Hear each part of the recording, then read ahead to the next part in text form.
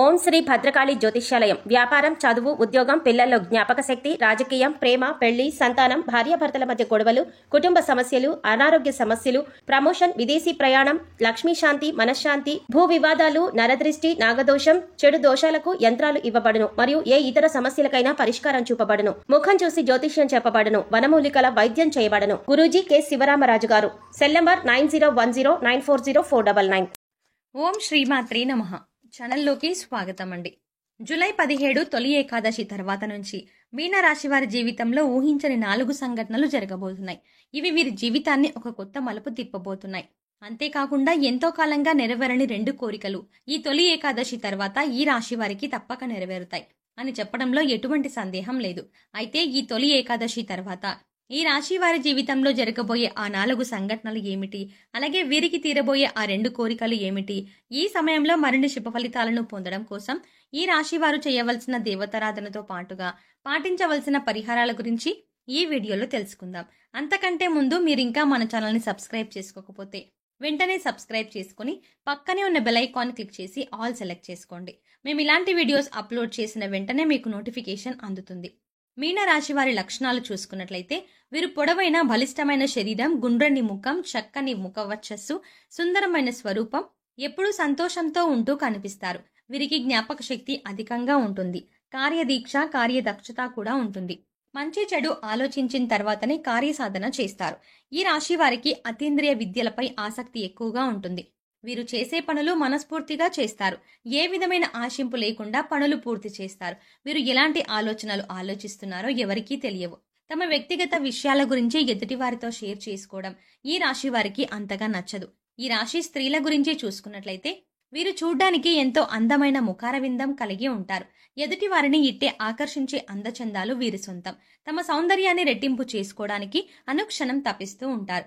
ఎదుటి వారు తమ సౌందర్యాన్ని మెచ్చుకోవాలని, తమను ప్రశంసించాలని భావిస్తారు. సమాజంలో ఆమోదయోగ్యమైన అభిప్రాయాలతో దృఢ సంకల్పం కలిగి ఉంటారు. అంతేకాకుండా ఈ రాశి స్త్రీలు ఎంతో అపారమైన శక్తియుక్తులను కలిగి ఉంటారు. అవసరమైన చోట సమయస్ఫూర్తిని ప్రదర్శించడంలో వీరు నేర్పరులు. అనుకున్న పనిని సాధించే వరకు తమ ప్రయత్నాలని కొనసాగిస్తూనే ఉంటారు. ఈ రాశి వారికి ఉన్న మరొక ముఖ్యమైన లక్షణం అతి జాగ్రత్త. ప్రతి విషయంలోనూ అనుకున్న దానికంటే ఎక్కువ స్థాయిలో ఆలోచిస్తూ నిరంతరం ఏదో ఒక విషయంలో టెన్షన్ పడుతూ ఉంటారు. వీరి అతి జాగ్రత్త కారణంగా కొన్నిసార్లు ఎన్నో ఇబ్బందులను ఎదుర్కొంటారు. అయినా సరే వీరి యొక్క అతి జాగ్రత్త అనే లక్షణం మాత్రం పోదు. ఈ రాశి స్త్రీలు ఎంతో ప్రేమ, ఆప్యాయతలు కలిగి ఉంటారు. ఇతరుల పట్ల సానుకూల వైఖరి కలిగి ఉంటారు. పెద్దలని గౌరవిస్తారు. కుటుంబ సభ్యుల అంగీకారం ప్రకారం నడుచుకుంటారు. తమ వాళ్ళని ఇబ్బంది పెట్టే పనులు చేయడానికి ఇష్టపడరు. ఈ రాశి స్త్రీలు తమ భాగస్వామి పట్ల ఎంతైతే ప్రేమాభిమానాలు కలిగి ఉంటారో తమ భాగస్వామి నుండి కూడా తమకు అంతే ప్రేమాభిమానాలు దక్కాలని ఆశిస్తారు. మొండితనం, స్థిరమైన స్వభావాలు వీరిలో ప్రస్ఫుటంగా కనిపిస్తాయి. వీరికి కోపం చాలా త్వరగా వస్తుంది. అయితే ఆ కోపం ఎంతోసేపు కొనసాగదు. దాని నుంచి చాలా వేగంగానే బయటపడి ఆ విషయాన్ని అంతటితో మర్చిపోతారు. ఈ రాశి వారు వినబోయే 4 సంఘటనల గురించి చూసుకున్నట్లయితే ముఖ్యంగా వీరికి బంధువులకి ఎంతో కాలంగా ఉన్న చిన్న చిన్న మనస్పర్ధలు అన్నీ కూడా ఈ సమయంలో పూర్తిగా తొలగిపోతాయి. అదెలాగా అంటే ఒక శుభకార్యంలో అనుకోకుండా మీరు మీ బంధువులు కలుసుకోవడం జరుగుతుంది. అక్కడ మీరు ఎడముఖం పెడముఖంగా ఉంటూ మీ మధ్య జరిగిన గొడవలని గుర్తు చేసుకుంటారు. అయితే ఈ సమయంలోనే మీరు మీ బంధువులు కలిసి కూర్చొని మాట్లాడుకొని ఒకరికొకరు క్షమాపణ చెప్పుకొని మీ మధ్య గొడవలు అన్నీ పూర్తిగా తొలగిపోయేలా చేసుకుంటారు. తద్వారా మీకు మీ బంధువులకు మధ్య ఉన్న తగాదలన్నీ కూడా పూర్తిగా తొలగిపోయి సత్సంబంధాలు పెరుగుతాయి. అంతేకాకుండా మీరు మీ బంధువులతో పాటు ఎన్నో శుభకార్యాలకు హాజరవుతారు. ఎన్నో విహారయాత్రలకి, తీర్థయాత్రలకి వెళ్తారు. మరొక సంఘటన ఏంటంటే ఎవరైతే ఉన్నత చదువుల కోసం విదేశాలకి వెళ్ళాలి అనుకుంటున్నారో వారికి ఈ సమయంలో విదేశాలకు వెళ్లే అవకాశం లభిస్తుంది. అంతేకాకుండా వ్యాపార అభివృద్ధి కోసం, ఉద్యోగ ప్రయోజనాల కోసం లేదా ఉన్నత చదువులు చదువుకొని అక్కడే మంచి స్థానంలో స్థిరపడాలి అనుకునేవారు అందరికీ కూడా ఈ సమయం చాలా అనుకూలంగా ఉంటుంది. గత కొంతకాలంగా పెండింగ్లో ఉన్న మీ పాస్పోర్ట్, వీసా పనులు ఈ సమయంలో అతి వేగవంతంగా పూర్తవుతాయి. అంతేకాకుండా విదేశాల్లో మంచి పొజిషన్లో స్థిరపడడంతో పాటు మీరు స్వదేశానికి కూడా మంచి పేరు ప్రఖ్యాతలు తీసుకొస్తారు. మరొక ముఖ్యమైన సంఘటన ఏంటంటే వివాహం కోసం ఎదురు చూస్తున్న ఈ రాశి వారికి ఈ సమయంలో వివాహ ప్రయత్నాలు సఫలీకృతం అవుతాయి.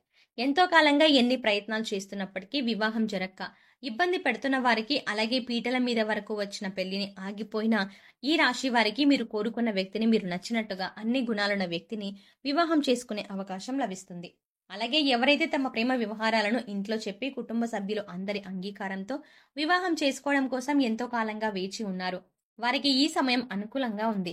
ఈ సమయంలో మీరు ప్రేమించిన వ్యక్తి గురించి మీ కుటుంబంలో చెప్పడం ద్వారా వారు మీ ప్రేమ వివాహానికి మద్దతుని ఇస్తారు. అలాగే ఎవరైతే గత కొంతకాలంగా ఒకే సంస్థలో ఉండి పనిచేస్తూ అక్కడే అభివృద్ధి కోసం ఎదురు చూస్తున్నారో వారికి ఈ సమయంలో ఉద్యోగపరంగా అభివృద్ధి లభిస్తుంది.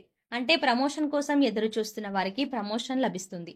అలాగే ఆదాయంలో పెరుగుదల కోసం ఎదురు చూస్తున్న వారికి ఆదాయం పెరుగుతుంది. సాలరీ ఇంక్రిమెంట్స్ అందుతాయి. మీరు పనిచేస్తున్న చోట మీకంటూ ఒక గుర్తింపు లభిస్తుంది. ఇన్నాళ్ళు మీ శ్రమకి ఫలితం వచ్చే సమయం ఇదే.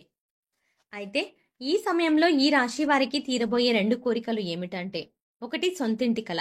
ఎవరైతే ఈ రాశి వారు ఎంతో కాలంగా సొంతంగా ఇల్లు కట్టుకోవాలని అనుకుంటున్నారో వారికి ఈ సమయంలో మీ కల సాకారం అవుతుంది. అలాగే సొంతంగా వాహనాలు కొనుక్కోవాలి అనుకునే వారికి ఈ సమయంలో ఈ వాహన కల నెరవేరుతుంది. ఈ సమయంలో మీరు స్థిర చరాస్తులను అభివృద్ధి చేస్తారు. వంశపారంపర్యంగా వచ్చిన ఆస్తుల అభివృద్ధి విషయంలో మీకు ఎంతో మేలు చేకూరుతుంది. ఈ సమయంలో మీ ఆస్తులు పెరగడమే కాకుండా వాటి ద్వారా మీకు సమాజంలో మంచి పేరు ప్రఖ్యాతలు లభిస్తాయి. మీరు చేయాలనుకుని చేయలేని పనులను మీరు సంతానం ద్వారా చేయగలుగుతారు. అంటే ఉదాహరణకి మీరు డాక్టర్ అవ్వాలి అనుకున్నారే అనుకోండి, ఆర్థిక ఇబ్బందుల కారణంగా అవ్వలేకపోయినా మీ సంతానాన్ని డాక్టర్ను చేసి మీ కళ నెరవేర్చుకుంటారు. ఈ సమయంలో మరిన్ని శుభ ఫలితాలను పొందడం కోసం ఈ రాశి వారు చేయవలసిన దేవతారాధన చూసుకున్నట్లయితే ఓం దుర్గాయ నమః అనే మంత్రాన్ని 108 సార్లు పఠించడం ద్వారా శుభ ఫలితాలని పొందుతారు. నిత్యం సూర్య భగవానుని ప్రార్థించడం ద్వారా మేలు చేకూరుతుంది. మీకు వీలైనప్పుడల్లా గోమాతకు గ్రాసం పెట్టడం ద్వారా సకల శుభాలు చేకూరుతాయి. మీరు శుక్రవారం ఉదయం స్నానం తర్వాత గులాబీ రంగు దుస్తులను ధరించి లక్ష్మీదేవిని తామర పువ్వులు లేదా గులాబీ పూలతో పూజిస్తూ పూజ సమయంలో ఈ సూక్తాన్ని పాటించండి. ఇలా చేయడం వల్ల లక్ష్మీమాత అనుగ్రహం లభిస్తుంది. శుక్రవారం రోజు లక్ష్మీదేవిని ధ్యానించిన తర్వాత మీరు కనకదార స్తోత్రాన్ని పఠించాలి. ఈ విధంగా పారాయణం చేయడం ద్వారా అపార సిరి సంపదలని పొందుతారు. లలితా సహస్రనామాలను నిత్యం పఠించడం ద్వారా శుభ ఫలితాలను పొందుతారు.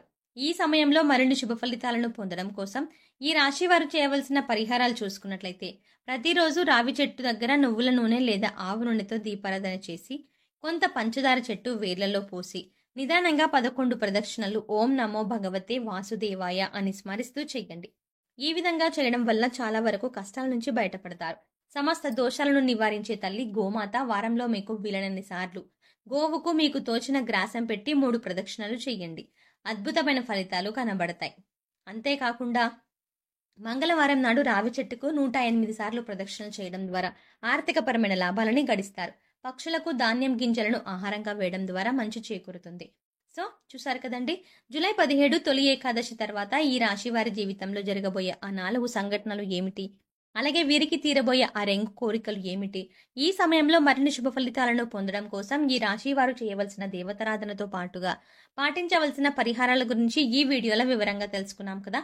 ఈ వీడియో మీకు నచ్చినట్టయితే మీ ఫ్రెండ్స్ అండ్ ఫ్యామిలీ మెంబర్స్లో మీనరాశి వారు ఎవరైనా ఉంటే వారితో ఈ వీడియోని షేర్ చేసుకోవడం మాత్రం మర్చిపోకండి. అంతకంటే ముందుగా మీరు కనుక మన ఛానల్ని ఇంకా సబ్స్క్రైబ్ చేసుకోకపోతే వెంటనే సబ్స్క్రైబ్ చేసుకొని పక్కనే ఉన్న బెల్ ఐకాన్ క్లిక్ చేసి అందులో ఆల్ సెలెక్ట్ చేసుకుంటే మేము ఇలాంటి వీడియోస్ అప్లోడ్ చేయగానే ముందుగా మీ మొబైల్కి నోటిఫికేషన్ వస్తుంది. మరో చక్కటి వీడియోతో మళ్ళీ కలుద్దామండి.